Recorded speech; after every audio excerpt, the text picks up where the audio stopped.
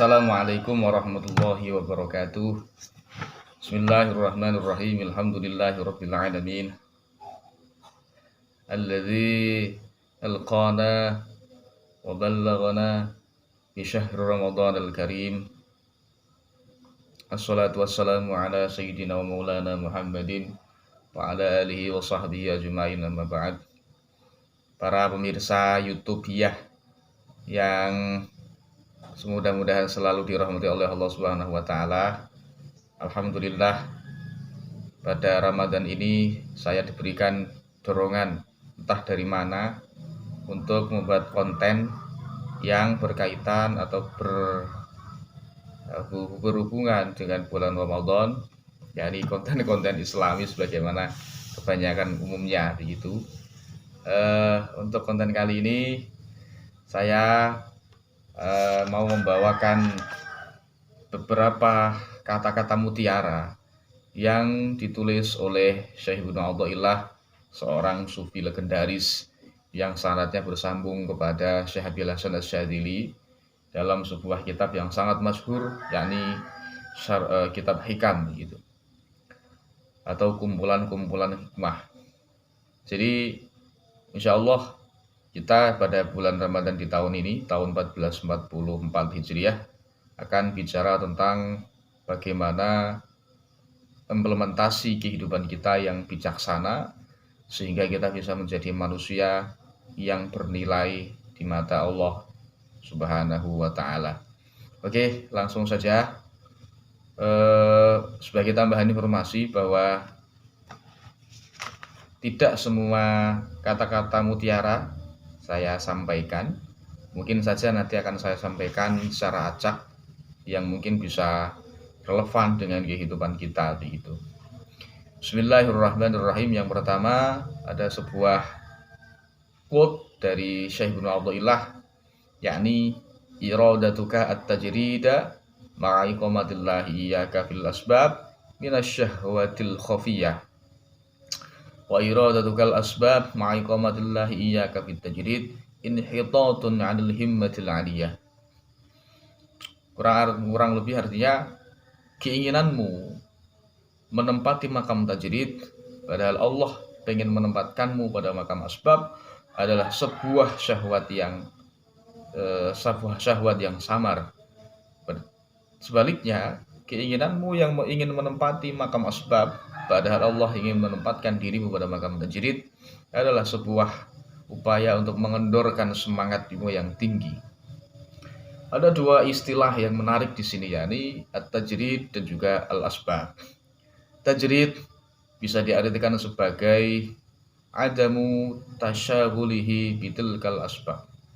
Jadi tajrid itu adalah makam di mana kita nggak perlu bekerja keras, tetapi Allah sudah menjamin rezeki kita. Allah sudah menyediakan dan juga mencukupi kebutuhan kita, entah dari mana asalnya itu.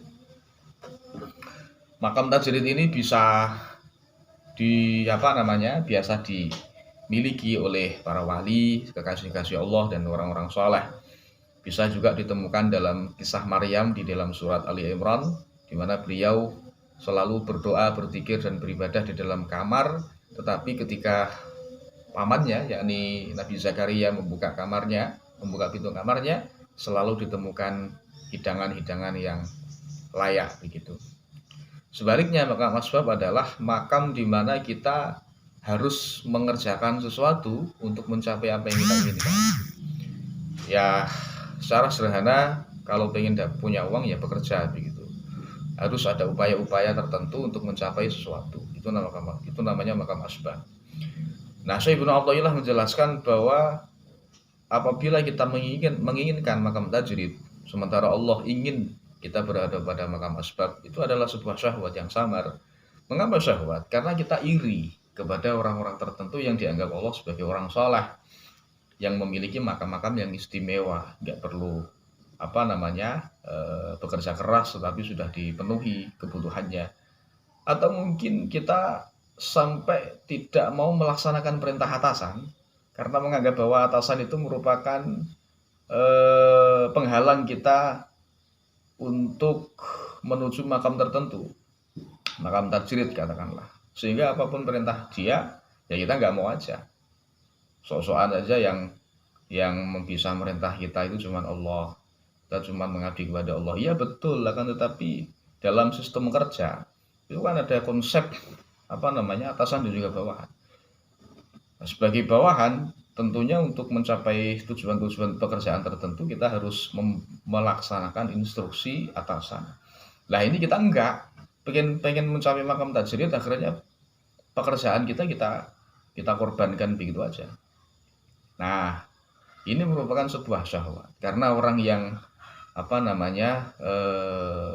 pengen menuju makam tajrid ini seolah-olah menginginkan status baru, yakni dianggap sebagai orang suci, dianggap sebagai orang yang tawakalnya besar kepada Allah, sehingga banyak yang mengunjunginya dan membawakan berbagai macam barang bawaan kepada dia. Lah ini yang tidak diperbolehkan. Kalau kita berada pada makam asbab, ya diberikan Allah rizki melalui cara-cara tertentu, melalui pekerjaan-pekerjaan tertentu, melalui profesi-profesi tertentu, maka ya kita jalani aja sebagaimana mestinya begitu. Karena rezeki kita di situ, selama tidak mengganggu ibadah-ibadah kita, terutama ibadah-ibadah yang wajib.